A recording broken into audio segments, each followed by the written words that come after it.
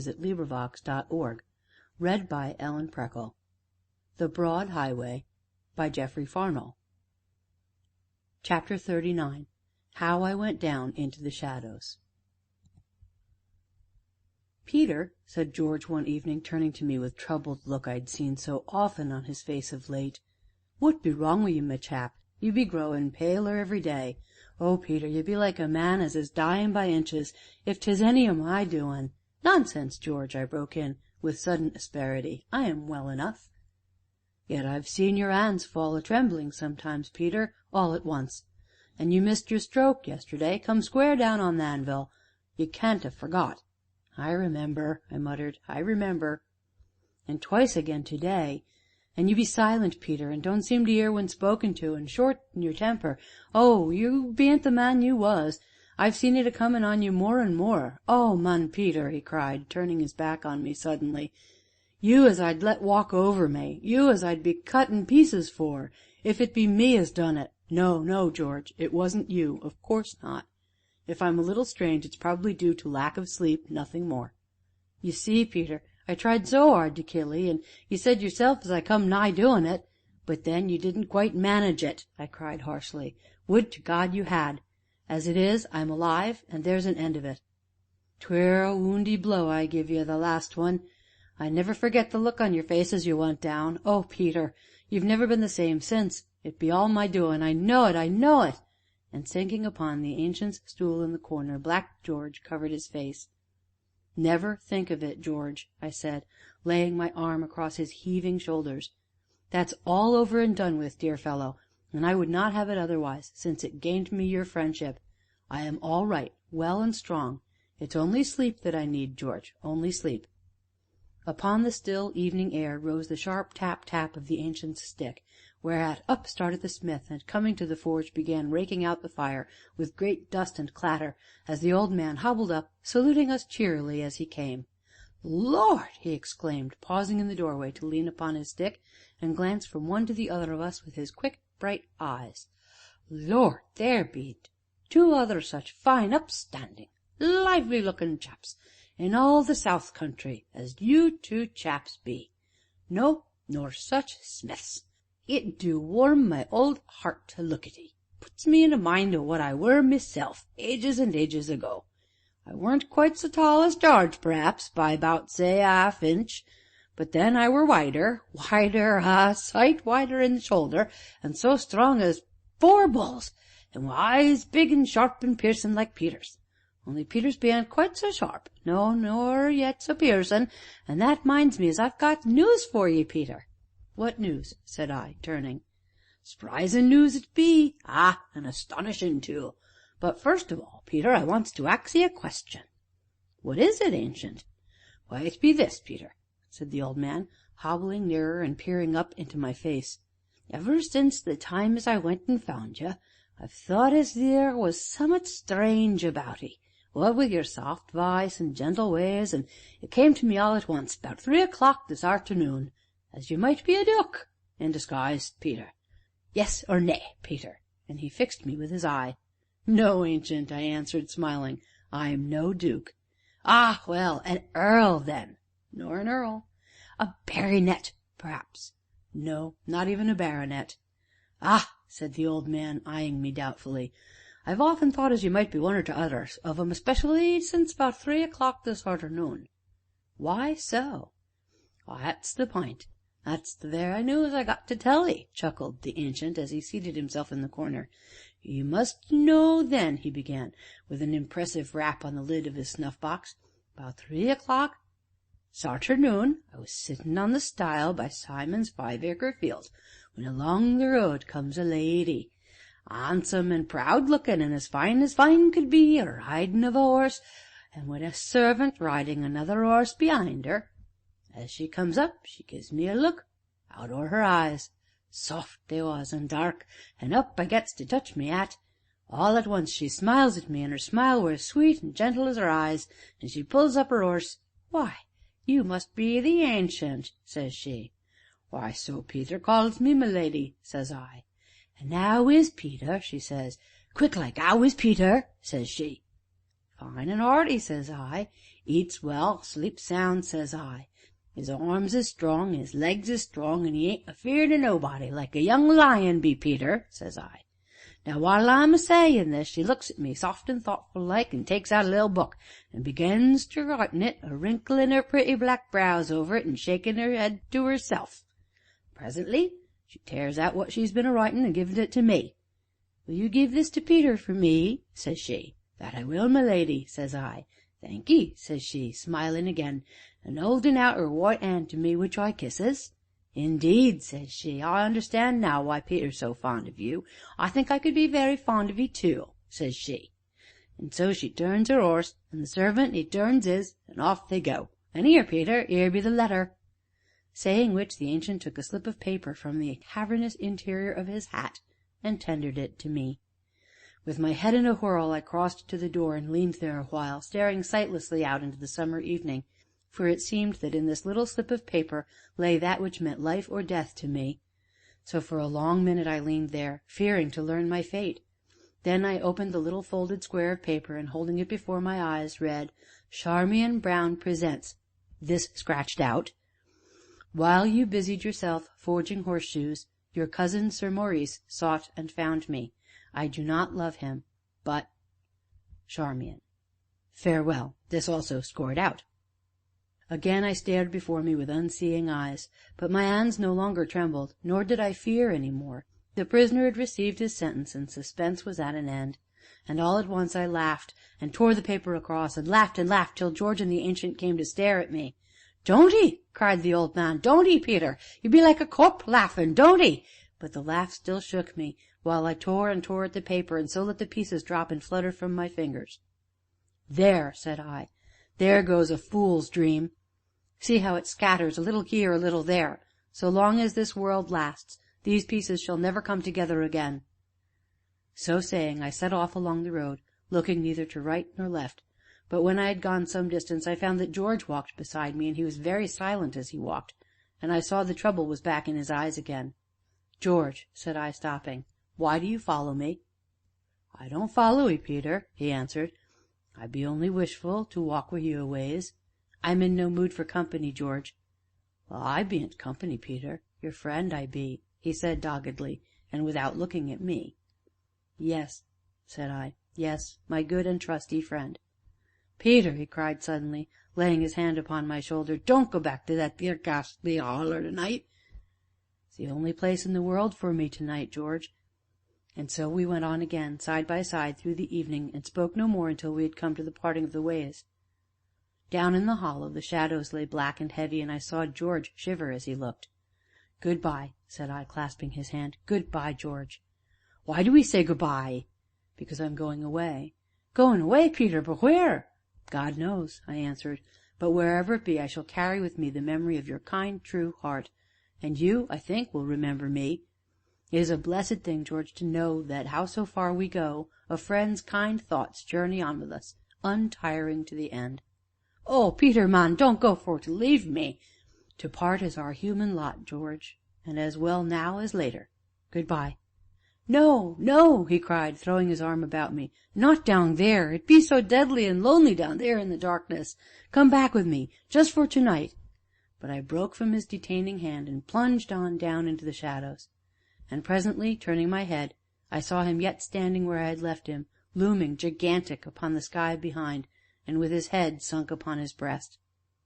Being now come at last to the cottage, I paused, and from that place of shadows I lifted my gaze to the luminous heaven, where were a myriad eyes that seemed to watch me with a new meaning to night. Wherefore I entered the cottage hastily, and, closing the door, barred it behind me. Then I turned to peer up at that which showed above the door, the rusty staple upon which a man had choked his life out 66 years ago. And I began very slowly to loosen the belcher neckerchief about my throat. "Peter!" cried a voice. "Peter!" and a hand was beating upon the door. Chapter 40. How in place of death I found the fullness of life. She came in swiftly, closing the door behind her, found and lighted a candle, and, setting it upon the table between us, put back the hood of her cloak and looked at me, while I stood mute before her, abashed by the accusation of her eyes. "Coward!" she said, and, with the word, snatched the neckerchief from my grasp, and, casting it upon the floor, set her foot upon it. "Coward!" said she again. "Yes," I muttered. "Yes, I was lost in a great darkness, and full of horror of coming rites and days, and so I would have run away from it all like a coward." "Oh, hateful, hateful!" she cried, and covered her face as from some horror. "Indeed, you cannot despise me more than I do myself," said I, "now or ever. I am a failure in all things, except perhaps the making of horseshoes, and this world has no place for failures. And as for horseshoes fool!" she whispered. "Oh, fool, that I dreamed so wise! Oh, coward, that seemed so brave and strong! Oh, man, that was so gloriously young and unspoiled! That it should end here, that it should come to this!"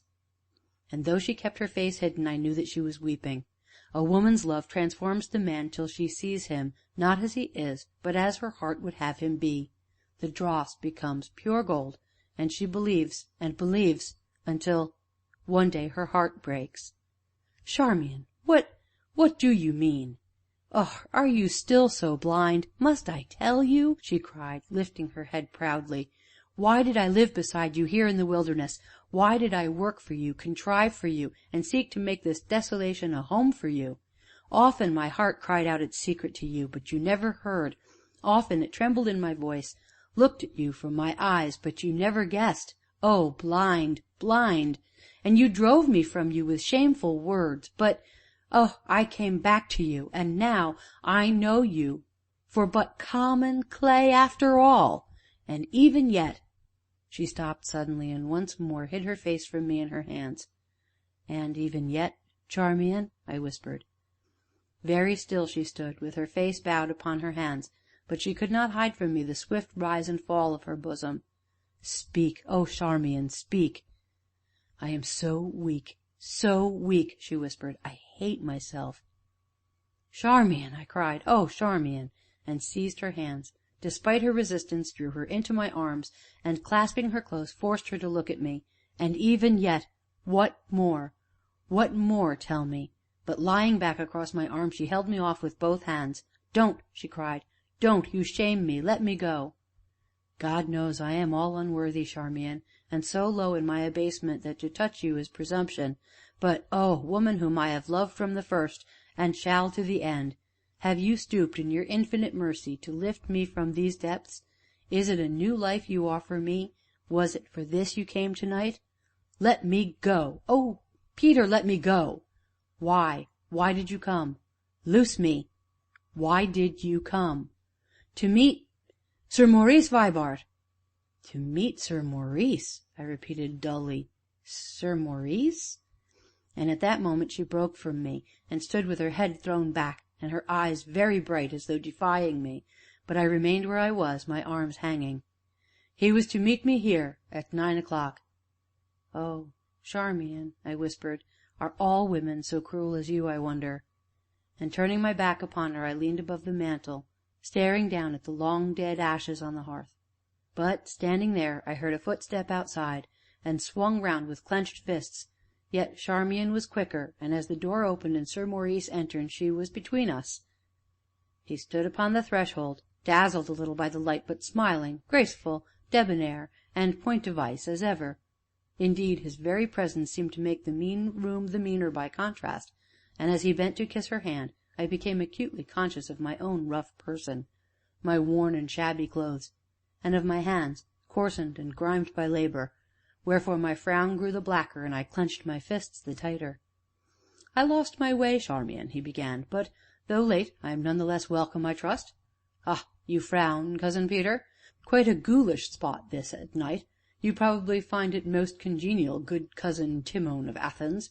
Indeed, cousin, you are very like Timon of Athens," and he laughed, so that I, finding my pipe upon the mantelshelf, began to turn it aimlessly round and round in my twitching fingers.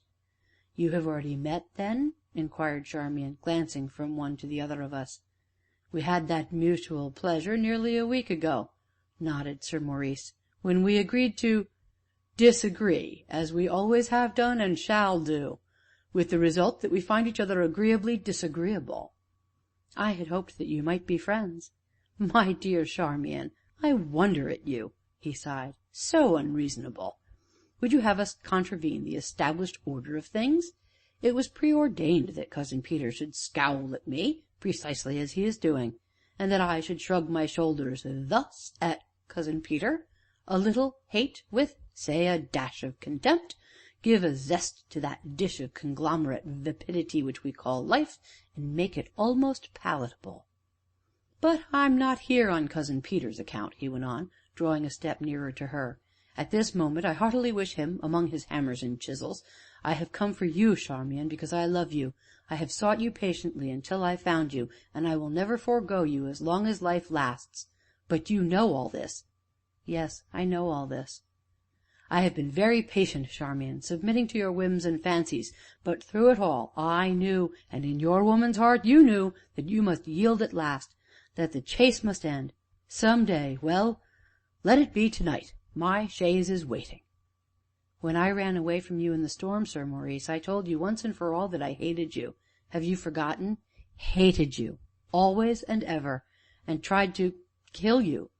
Oh, Charmian, I have known such hate transfigured into love before now, such love as is only worth the winning. And you are mine, you always were, from the first moment that our eyes met.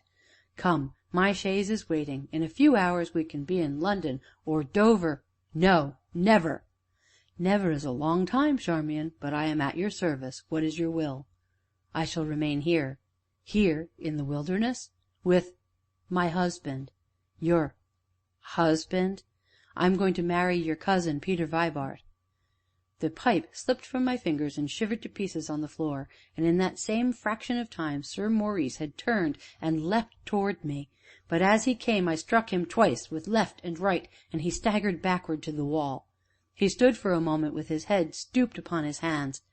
When he looked up his face was dead white, and with a smear of blood upon it that seemed to accentuate its pallor, but his voice came smooth and unruffled as ever.